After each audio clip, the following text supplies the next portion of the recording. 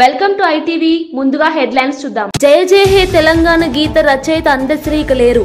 హైదరాబాద్ లోని గాంధీ ఆసుపత్రిలో చికిత్స పొందుతూ మృతి.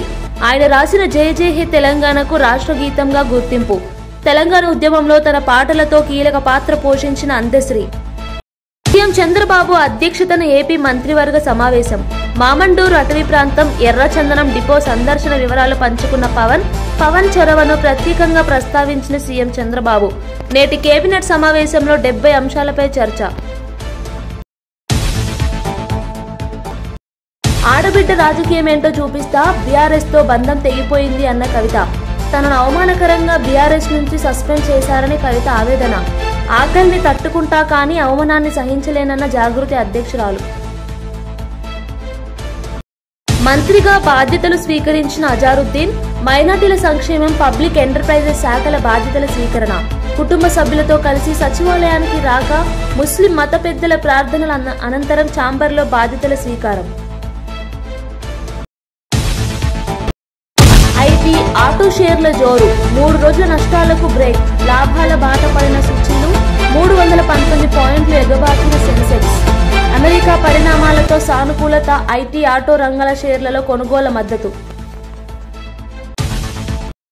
ఆంధ్రప్రదేశ్ మంత్రివర్గ సమావేశంలో డిప్యూటీ సీఎం అటవీ శాఖ మంత్రి పవన్ కళ్యాణ్ పనితీరుపై ముఖ్యమంత్రి చంద్రబాబు, సహచర మంత్రులు ప్రశంసలు కురిపించారు.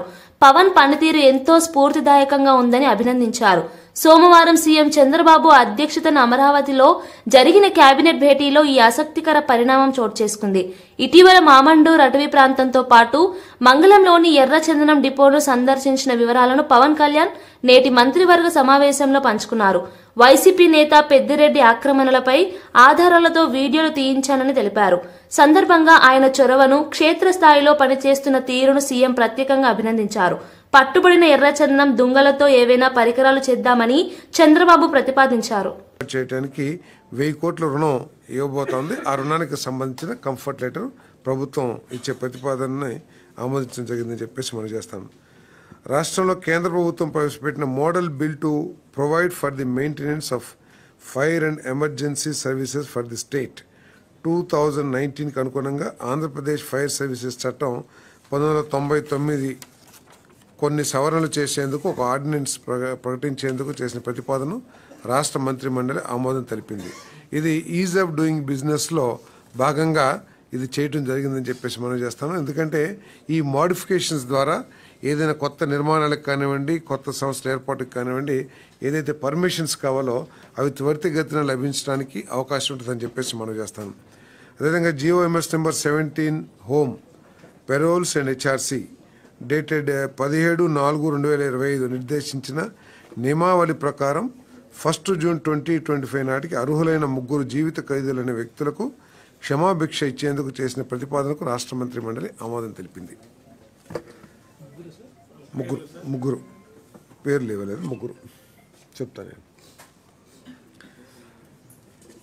14-15 తేదీల్లో విశాఖపట్నంలో నిర్వహించబడుతున్న 30వ పార్ట్నర్షిప్ సమ్మిట్ 2020 సందర్భంగా పర్యావరణ అనుకూల పట్టణ పరిపాలన అంటే urban administration, digital administration, digital governance, real time governance, human resources development, sustained economic growth రంగాల్లో ఆంధ్రప్రదేశ్ ప్రభుత్వం మరియు సింగపూర్ ప్రభుత్వం మధ్య సంస్థాగత సామర్థ్యాలను పెంపొందించేందుకు అవగాహన ఒప్పందం MOU కుదుర్చుకోవడానికి ఐటీ శాఖ మంత్రి మరియు ప్రభుత్వ ప్రధాన కార్యదర్శి మరియు ఆర్థిక శాఖ వారికి ఆంధ్రప్రదేశ్ ప్రభుత్వం తరఫున MOUపై సంతకం చేసే అధికారం ఇచ్చేందుకు చేసిన ప్రతిపాదన రాష్ట్ర మంత్రి మండలి ఆమోదం తెలిపింది.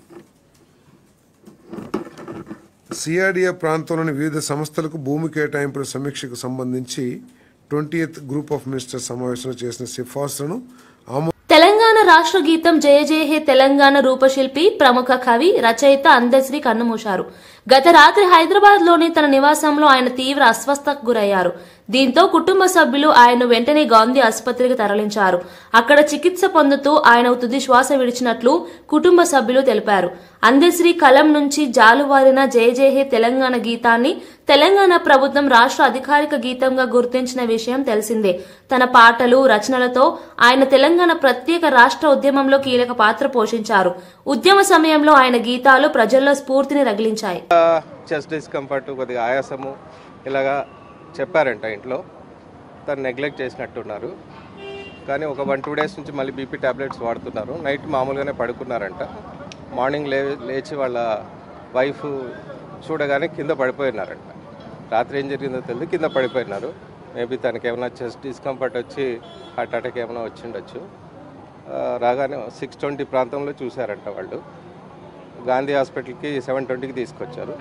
రాగానే ఇవన్నీ డిక్లేర్ చేశాం. చూసి మా డిఎంఓ డాక్టర్ శృతి, డాక్టర్ సింధూర వీళ్ళు చూసి డిక్లేర్ చేశారు. అంటే మార్నింగ్ ఎన్ని గంటలకు, అంటే ఎక్కడ, ఏ విధంగా, అంటే బెడ్రూమ్లోనే అసలు ఏం జరిగింది? బాత్రూమ్ దగ్గర పడిపోయినారంట. హార్ట్ స్ట్రోక్ అనొచ్చా? ఏమండి, హార్ట్ స్ట్రోక్ వచ్చి ఉండొచ్చు. తనకి ఇంతకుముందు ఏమీ స్ట్రోక్ ఇట్లాంటివి హార్ట్ ప్రాబ్లమ్స్ ఏం లేవు. ఓన్లీ బీపీ మాత్రం ఉంది. దానికి ట్రీట్మెంట్ వాడుతున్నారు. 1 నెల నుంచి వాడట్లేదు. సార్, మరి ఇంతకుముందు ఎప్పుడు హార్ట్ స్ట్రోక్ లేదంటున్నారు. మరి అంటే తీసుకురావడంలో లేట్ జరిగిందా, లేకపోతే ఎందుకు చనిపోయారు అనుకుంటారు? 2-3 రోజుల నుంచి తనకు డిస్కంఫర్ట్ ఉంది. దానికి డాక్టర్ని కన్సల్ట్ చేయలేదు. వాళ్ళ ఫ్యామిలీ ఏమంటారు? ఫ్యామిలీ అదే, వాళ్ళు చెస్ట్ డిస్కంఫర్ట్ ఉంది, దానికి ఏమీ ట్రీట్మెంట్ తీసుకోలేదు. నైట్ పడుకున్నారు. మార్నింగ్ లేవగానే పడిపోయినారు. అంటే చనిపోయిన కొద్దిసేపటికే బాడీ మొత్తం స్టిఫ్ అయిందని చెప్తున్నారు. అట్లా జరుగుతుందా? సరిపోతుంది. కొద్దిసేపటికి కాదు, ఫ్యూ అవర్స్కి. ఇప్పటికే 4-5 గంటలు జరిగి ఉంటుంది. తెలంగాణ జాగృతి అధ్యక్షురాలు ఎమ్మెల్సీ కల్వకుంట్ల కవిత బీఆర్ఎస్ పైన, మాజీ మంత్రి హరీష్ రావు పైన సంచలన ఆరోపణలు చేశారు. అధికారం ఎవరికీ శాశ్వతం కాదని, అలా అనుకున్న వారిని ప్రజలు ఇంట్లో కూర్చోబెట్టారని వ్యాఖ్యానించారు. తనను పార్టీ నుంచి అత్యంత అవమానకరంగా కనీసం షోకాజ్ నోటీస్ కూడా ఇవ్వకుండా సస్పెండ్ చేశారని ఆవేదన వ్యక్తం చేశారు. నేను తెలంగాణ బిడ్డనే, ఆకలినైనా తట్టుకుంటా కానీ అవమానాన్ని మాత్రం తట్టుకోను అని స్పష్టం చేశారు. ఆదివారం వరంగల్ ప్రెస్ క్లబ్ లో నిర్వహించిన మీట్ ది ప్రెస్ కార్యక్రమంలో ఆమె మాట్లాడారు. మాట్లాడతలేదు, నేను బీసీల కోసం బలంగా మాట్లాడుతూ ఇంకా మాట్లాడుతూనే ఉంటాను. అల్టిమేట్గా బీసీలకు లోకల్ బాడీ ఎలక్షన్స్లో రిజర్వేషన్ అన్నది నా ఫీలింగ్ కాదు. బీసీలకు చట్టసభల్లో రిజర్వేషన్ రావాలి. ఎమ్మెల్యేలుగా, ఎంపీలుగా చట్టసభల్లో రాజ్యాంగబద్ధంగా రిజర్వేషన్, అది అల్టిమేట్ లక్ష్యం. దానికోసం మొదటి స్టెప్ లోకల్ బాడీస్లో బీసీలకు రిజర్వేషన్. సో బీసీలకు సంబంధించి జాగృతి కమిట్మెంట్ ఎప్పుడూ ఉంటుంది. మిగతా సమస్యల గురించి కూడా మాట్లాడతాం. టీమిండియా మాజీ కెప్టెన్, తెలంగాణ మంత్రి అజారుద్దీన్ ఈ రోజు తన శాఖల బాధ్యతలు స్వీకరించారు. సచివాలయంలోని తన ఛాంబర్లో కుటుంబ సభ్యుల సమక్షంలో ముస్లిం మత పెద్దల ప్రార్థనల మధ్య ఆయన బాధ్యతలు చేపట్టారు. ఆయనకు కేటాయించిన మైనార్టీల సంక్షేమం, పబ్లిక్ ఎంటర్ప్రైజెస్ శాఖల మంత్రి అధికారికంగా విధుల్లో చేరారు. ఈ సందర్భంగా మంత్రి అజారుద్దీన్ మాట్లాడుతూ తనపై ఎంతో నమ్మకం ఉంచి ఈ గురుతర బాధ్యతలు అప్పగించిన ముఖ్యమంత్రి రేవంత్ రెడ్డికి కృతజ్ఞతలు తెలిపారు. సీఎం తనపై పెట్టుకున్న నమ్మకాన్ని నిలబెట్టుకునేలా పనిచేస్తానని స్పష్టం చేశారు. మంత్రిగా బాధ్యతలు స్వీకరించిన అజారుద్దీన్ కు పలువురు అధికారులు, నేతలు, సిబ్బంది శుభాకాంక్షలు తెలియజేశారు. వరుసగా 3 రోజుల నష్టాలకు స్వస్తి పలుకుతూ దేశీయ స్టాక్ మార్కెట్లు నేడు లాభాల్లో ముగిశాయి. ఐటీ, ఆటో, ఎంపిక చేసిన బ్యాంకింగ్ షేర్లలో కొనుగోళ్ల మద్దతు, అమెరికా ప్రభుత్వ షట్డౌన్ సమస్య త్వరలో పరిష్కారం కావచ్చన్న సానుకూల అంచనాలు సూచీలకు కలిసొచ్చాయి. ట్రేడింగ్ ముగిసే సమయానికి బీఎస్సీ సెన్సెక్స్ 319 పాయింట్లు లాభపడి 83,535.35 వద్ద స్థిరపడింది. మరోవైపు ఎన్ఎస్సీ నిఫ్టీ 82 పాయింట్ల వృద్ధితో 25,574.35 వద్ద ముగిసింది. ఉదయం ఫ్లాట్ గా ప్రారంభమైన సెన్సెక్స్ ట్రేడింగ్ మధ్యలో టెక్, ఆటో షేర్లలో భారీ కొనుగోలు కారణంగా దాదాపు 500 పాయింట్లు ఎగబాకి ఇంట్రా డేలో 83,754.49 గరిష్టాన్ని తాకింది.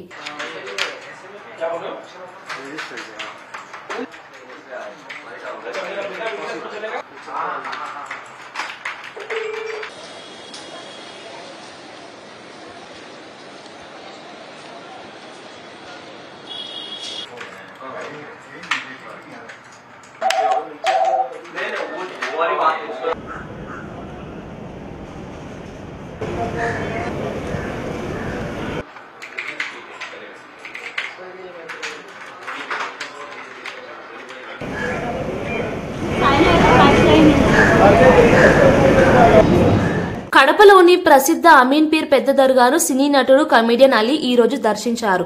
దర్గాలో జరుగుతున్న వార్షిక ఉరుసు ఉత్సవాల్లో ఆయన పాల్గొని ప్రత్యేక ప్రార్థనలు చేశారు. అమీన్పీర్ సయ్యద్ హజ్రత్ షాహుల్లా సాహిబ్ వలీ దర్గా చరిత్ర, విశిష్టత గురించి, అక్కడి మూలాల నుంచి వివరాలు తెలుసుకున్నారు. అనంతరం భక్తులతో కలిసి దర్గా ప్రాంగణంలో నిర్వహించిన ఖవ్వాలి కార్యక్రమంలో పాల్గొని భక్తి సంగీతాన్ని ఆస్వాదించారు. స్థానికులు, అభిమానులు అలీని చూసేందుకు పెద్ద సంఖ్యలో చేరి ఫోటోలు, సెల్ఫీలతో మురిసిపోయారు.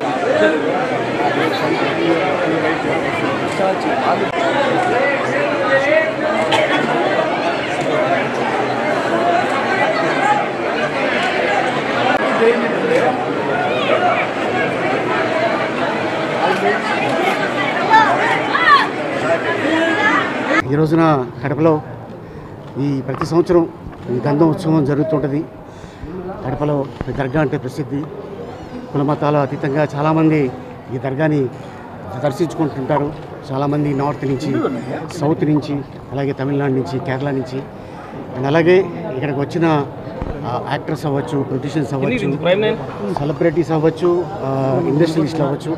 సో ఈ దర్గా మీద ఉన్న ఒక నమ్మకంతో ఈరోజు ఇక్కడ రావడం జరిగింది. అలాగే 6, 7, 8, 9 ఈ రోజున లాస్ట్ డే ఈ ఉత్సవానికి నన్ను గెస్ట్గా పిలవడం నిజంగా చాలా ఆనందంగా ఉంది. ఇది 15 సంవత్సరాల తర్వాత మళ్ళీ ఈ గంధం ఉత్సవానికి రావటం అనేది నిజంగా చాలా ఆనందంగా ఉంది. అండ్ ఇంత అద్భుతమైన అవకాశం ఇచ్చినందుకు అభినందన్ గారికి నేను చాలా అభినందిస్తున్నాను. చాలా థ్యాంక్స్. అండ్ అలాగే అదే కాకుండా ఎంతో కొన్ని వేల మంది చాలా ఊళ్ళ నుంచి వచ్చి దర్శించుకుంటుంటారు కడపలో ఈ దర్గా. అలాగే నెల్లూరులో బారా షహీదు, అలాగా నెంబర్ ఆఫ్ దర్గాలు మనకి ఉన్నాయి ప్రసిద్ధి. అండ్ డెఫినెట్గా ఇక్కడ ఏదైతే మనసులో అనుకుంటారో అవి తీరుతాయి. సో అందరికీ ఈ సందర్భంగా ధన్యవాదాలు చెప్పుకుంటున్నాను. And thank you so much. Yes, upcoming project ఒకటి శివాజీది సాంప్రదాయాన్ని సూతిని సుతపూసని. తిరుమలలో అన్నప్రసాదాల పంపిణీ విధానంపై వైసీపీ నేత, మాజీ మంత్రి అంబటి రాంబాబు ప్రశంసలు కురిపించారు. కుటుంబ సభ్యులతో కలిసి ఆదివారం తిరుమల శ్రీవారిని దర్శించుకున్న అంబటి అనంతరం తరిగొండ వెంగమాంబ అన్న వితరణ కేంద్రాన్ని సందర్శించారు. అక్కడ భక్తులకు అందిస్తున్న అన్న ప్రసాదాలను స్వయంగా స్వీకరించి రుచి చూశారు. ప్రసాదాలు రుచిగా, శుచిగా ఉన్నాయని అంబటి తన యూట్యూబ్ ఛానల్ ద్వారా తెలిపారు. అన్నప్రసాదశాలకు వెళ్ళి అక్కడ భోజనం చేయాలని అనిపించింది. ఆ తర్వాత సుమారుగా 1 గంట ప్రాంతంలో అందరం కలిసి అన్నప్రసాదశాలకు వెళ్ళాం. అక్కడే భోజనం కూడా చేశాం. అంటే భోజనం అనడం కంటే అది భగవంతుని ప్రసాదం. చాలా అద్భుతమైన భోజనం, అది చాలా రుచికరమైనటువంటి భోజనం. ఆ భోజనశాల ఎంతో నీట్గా మెయింటైన్ చేస్తున్నారు, హైజీనిక్గా ఉంది. భోజనం కూడా చాలా రుచికరంగా ఉన్నటువంటి భోజనం. తిని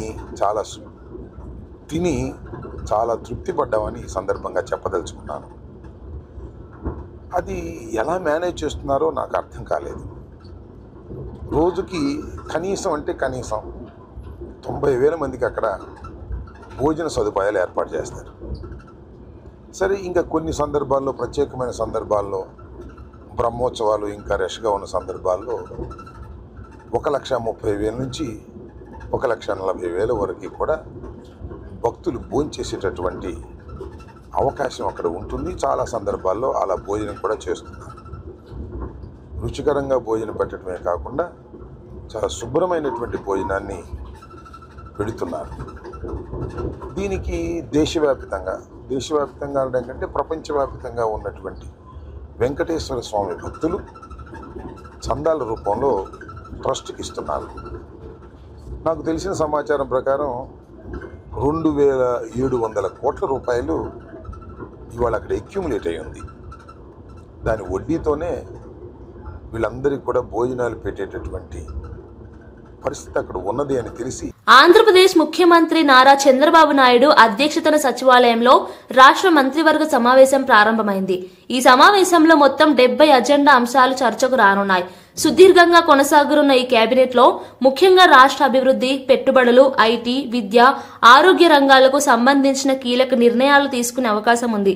ముఖ్యంగా క్వాంటమ్ కంప్యూటింగ్ పాలసీ 2025 నుంచి 2030కు ఆమోదం తెలపనున్నట్లు సమాచారం. భవిష్యత్ టెక్నాలజీ దిశగా రాష్ట్రాన్ని ముందుకు తీసుకెళ్లే ఈ పాలసీపై అధికారులు వివరాల్ని సమర్పించనున్నారు.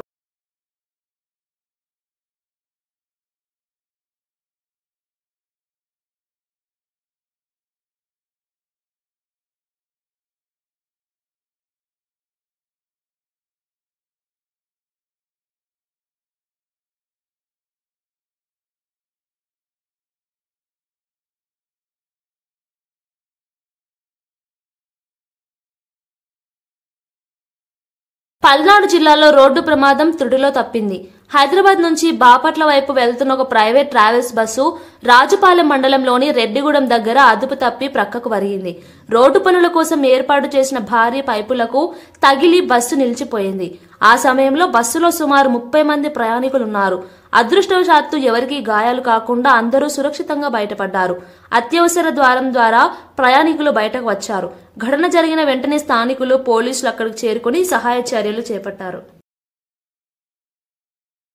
ప్రముఖ రచయిత, కవి అందశ్రీ మృతి పట్ల ఆయన స్వగ్రామం సిద్దిపేట జిల్లా రేబర్తిలో విషాద ఛాయలు అలుముకున్నాయి. ఆయన మరణ వార్త తెలిసిన వెంటనే గ్రామస్తులు, అభిమానులు తీవ్ర దిగ్భ్రాంతి వ్యక్తం చేశారు. పల్లెటూరులో పశువుల కాపరిగా జీవితం ప్రారంభించిన అందశ్రీ తన ప్రతిభతో తెలుగు సాహిత్యం లోకంలో ప్రత్యేక స్థానాన్ని సంపాదించారు.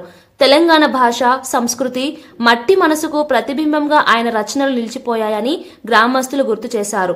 తాము చూసిన అందశ్రీ ఎప్పుడూ సరళతతో, ఆప్యాయతతో మెలిగేవారని చెప్పారు.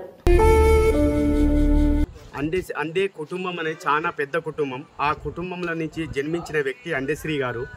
అందశ్రీ గారు ఫస్ట్ జీవిత గమనం స్టార్ట్ అయింది. ఫస్ట్ జీతం ఉన్న వ్యక్తి. జీతం తర్వాత ఆయనే ఈ బస్సుల కాడికి పోయి నాగలు దున్ని ఈ పల్లెన్నీకు వందనాలమ్మ పాట అక్కడి నుంచే స్టార్ట్ అయింది. 25 ఏళ్ల వయసులోనే ఆయన పాట స్టార్ట్ చేసి కళాకారునిగా ఎదిగిండు.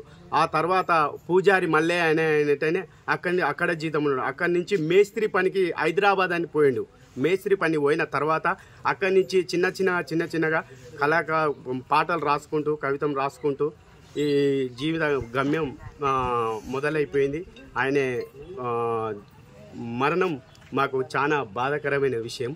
అందశ్రీ గారు చనిపోవడం బాధాకరమైన విషయం. ఈరోజు మా ఊర్లో ఉన్నటువంటి గ్రామస్తులందరూ బాధపడుతున్నారు. అందశ్రీ ఒక మామూలు వ్యక్తి నుంచి 2 రాష్ట్రాల స్థాయికి కవిగా ఎదిగి జయ జయ తెలంగాణ రాసి తెలంగాణ గీతానికి కారకుడైనటువంటి మా అందశ్రీ చనిపోవడం మాకు బాధాకరమైన విషయం. ఆయనే ఫస్ట్ జీతం ఉండి, పసుల కాడ జీతం ఉండి, చదువు లేదు, ఏం లేదు. ఆయనకు సహజ సిద్ధంగా ఈ కవిత్వం అనేది సిద్ధించింది. ఆయన తాపే మేస్త్రి ద్వారానే, మేస్త్రి పని చేసుకుంటేనే ఈ పాటలు అల్లిక చేసి దాని ద్వారా ఆయనే అంచెలంచెలుగా ఎదిగి ఈరోజు రాష్ట్ర స్థాయి కాదు 2 తెలుగు రాష్ట్రాలకు ఒక ప్రముఖ కవిగా ఎదిగినటువంటి విషయం అందరికీ తెలిసిందే. అలాంటి వ్యక్తి అప్పుడు తెలంగాణ ఉద్యమం మొదలైనప్పుడు తెలంగాణ ఉద్యమంలో కూడా కీలక పాత్ర వహించి అందులో పాటలు రాసి తెలంగాణ ఉద్యమానికి దోహదపడినటువంటి వ్యక్తి కూడా అందశ్రీ అని చెప్పొచ్చు. అందశ్రీ గారు అత్యంత బీద కుటుంబంలో పుట్టినటువంటి వ్యక్తి. ఆయనే అంచెలంచెలుగా ఎదిగి స్థాయికి ఎదిగి ఈరోజు మరణించడం అనేది చాలా బాధాకరమైన విషయం. దీనికి మేము అందరం గ్రామస్తులం ఈరోజు ఈ ఊళ్ళోనే ఉంటున్నాం. ఆయనని ఇక్కడికి తీసుకొస్తారా అనే ఒక ఆలోచన విధానంతోనే ఉంటున్నాం, ఒక ఆశతోనే ఉంటున్నాం. ఇక మేము ఆయనకు ప్రగాఢ సానుభూతి మా గ్రామం తరఫున మేము తెలియజేస్తున్నాం. జూబ్లీహిల్స్ ఉప ఎన్నికలో తాయిలాల పంపిణీపై తెలంగాణ రాష్ట్ర సమితి ఎన్నికల సంఘానికి ఫిర్యాదు చేసింది. కాంగ్రెస్ నేతలు డబ్బులు, మద్యం, చీరలు విచ్చలవిడిగా పంపిణీ చేస్తూ ఓటర్లను ఆకర్షిస్తున్నారని ఆరోపించింది. ఈ విషయాన్ని బీఆర్ఎస్ నాయకుడు హరీష్ రావు తీవ్రంగా విమర్శించారు. తాయిలాల ద్వారా ప్రజాస్వామ్యాన్ని దెబ్బతీసే ప్రయత్నం జరుగుతోందని, పోలీసులు ఈ ఘటనలను చూసి చూడనట్లు వ్యవహరిస్తున్నారని ఆయన మండిపడ్డారు. సమస్యాత్మక కేంద్రాల వద్ద కేంద్ర బలగాలను పెంచాలని, ఓటింగ్ రోజున సక్రమంగా పర్యవేక్షణ ఉండాలని ఎన్నికల సంఘానికి విజ్ఞప్తి చేసినట్లు తెలిపారు. ఎప్పుడు టైం దొరకలేదా నీకు? నువ్వు ఆ రోజు ఎన్నికల ముందు ఏం చెప్పావు? మొదటి అసెంబ్లీలోనే 6 గ్యారంటీలకు చట్టబద్ధత కల్పిస్తామని ఆ రోజు ప్రజల ముందు చెప్పారు. ఎన్ని అసెంబ్లీ సమావేశాలు జరిగాయి, ఎన్ని కేబినెట్ మీటింగులు జరిగాయి, ఏ ఒక్క రోజు 6 గ్యారెంటీల మీద చర్చించకపోతివి. ఇవాళ 6 గ్యారెంటీలు యాదికి వచ్చినాయా నీకు? అంటే నీకు చెమటలు పట్టినాయి. నీకు ఇవాళ గల్లీ తిరుగుతున్నావు, మోకాళ్ళ మీద తిరుగుతున్నావు బిడ్డ. నువ్వు ఇవాళ 6 గ్యారెంటీల మీద రివ్యూ చేస్తున్నావు అంటేనే నువ్వు ఓటమిని అంగీకరించినవు. 6 గ్యారెంటీల మీద 2 ఏళ్లలో ఎందుకు రివ్యూ చేయలేదు? 100 రోజుల్లో 6 గ్యారెంటీలని ప్రజలకు హామీ ఇచ్చి 700 రోజులు గడుస్తుంటే ఎన్నడూ రివ్యూ ఎందుకు చేయలే? ఇవాళనే నువ్వు రివ్యూ చేస్తున్నావంటే ముఖ్యమంత్రి ఇంకా ఓటర్లను మభ్యపెట్టడానికి, ఓటర్లను మోసపుచ్చడానికి ముఖ్యమంత్రి ఇంకా డ్రామాలు ఆడుతున్నాడు. ముఖ్యమంత్రి ఇవాళ ఏ రకంగా దివాలాకోరు రాజకీయాలు చేస్తున్నాడో రాష్ట్ర ప్రజలకు, జూబ్లీ హిల్స్ ప్రజలకు అర్థమైతా ఉంది. నువ్వు ఇంకా ఎన్ని డ్రామాలు ఆడినా, ఎన్ని నాటకాలు ఆడినా జూబ్లీ హిల్స్ ప్రజలు నిర్ణయించుకున్నారు. వాళ్ళు న్యాయబద్దంగా ఆత్మసాక్షిగా వాళ్ళు ఓటు వేస్తారు. సో ఇవన్నీ కూడా ఎలక్షన్ కమిషన్ దృష్టికి మేము తీసుకుపోవడం జరిగింది. బులెటిన్ ముగించే ముందు హెడ్లైన్స్ మరోసారి చూద్దాం. జయ జయ హే తెలంగాణ గీత రచయిత అందశ్రీ ఇక లేరు. హైదరాబాద్ లోని గాంధీ ఆసుపత్రిలో చికిత్స పొందుతూ మృతి. ఆయన రాసిన జయ జయ హే తెలంగాణకు రాష్ట్ర గీతంగా గుర్తింపు. తెలంగాణ ఉద్యమంలో తన పాటలతో కీలక పాత్ర పోషించిన అందశ్రీ. సీఎం చంద్రబాబు అధ్యక్షతన ఏపీ మంత్రివర్గ సమావేశం. మామండూరు అటవీ ప్రాంతం ఎర్రచందనం డిపో సందర్శన వివరాలు పంచుకున్న పవన్ చొరవను ప్రత్యేకంగా ప్రస్తావించిన సీఎం చంద్రబాబు. నేటి కేబినెట్ సమావేశంలో 70 అంశాలపై చర్చ. ఆడబిడ్డ రాజకీయమేంటో చూపిస్తా, బీఆర్ఎస్ తో బంధం తెగిపోయింది అన్న కవిత. తనను అవమానకరంగా బీఆర్ఎస్ నుంచి సస్పెండ్ చేశారని కవిత ఆవేదన. ఆకలిని తట్టుకుంటా కానీ అవమానాన్ని సహించలేనన్న జాగృతి అధ్యక్షురాలు. మంత్రిగా బాధ్యతలు స్వీకరించిన అజారుద్దీన్. మైనార్టీల సంక్షేమం, పబ్లిక్ ఎంటర్ప్రైజెస్ శాఖల బాధ్యతల స్వీకరణ. కుటుంబ సభ్యులతో కలిసి సచివాలయానికి రాక ముస్లిం మత పెద్దల ప్రార్థనల అనంతరం ఛాంబర్లో బాధ్యతల స్వీకారం. ఐటీ, ఆటో షేర్ల జోరు. 3 రోజుల నష్టాలకు బ్రేక్. లాభాల బాట పడిన సూచీలు. 319 పాయింట్లు ఎగబాకిన సెన్సెక్స్. అమెరికా పరిణామాలతో సానుకూలత. ఐటీ, ఆటో రంగాల షేర్లలో కొనుగోలు మద్దతు. ఇవి బులెటిన్ విశేషాలు.